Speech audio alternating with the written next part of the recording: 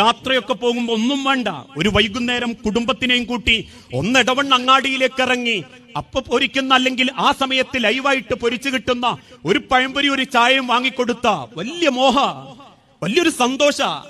ഭർത്താവിന്റെ കൂടെ ഒരു മേശന്റെ അരികിലിരുന്ന് ഒരു ചായയൊക്കെ കുടിക്കുന്നത് സ്വപ്നമായിട്ട് കാണുന്ന ഭാര്യയാണോന്നറിയാൻ വീട്ടിൽ ചെന്ന് ചോദിച്ചാൽ മതി. ചെറിയ ചെറിയ സ്വപ്നങ്ങളെ ഉണ്ടാവൂ, വലിയ വലിയ സ്വപ്നങ്ങളില്ല. സിംഗപ്പൂർ പോണം, മലേഷ്യ പോണം, വാട്ടർഫാൾസ് കളിക്കണം, ഇതൊന്നുമില്ല.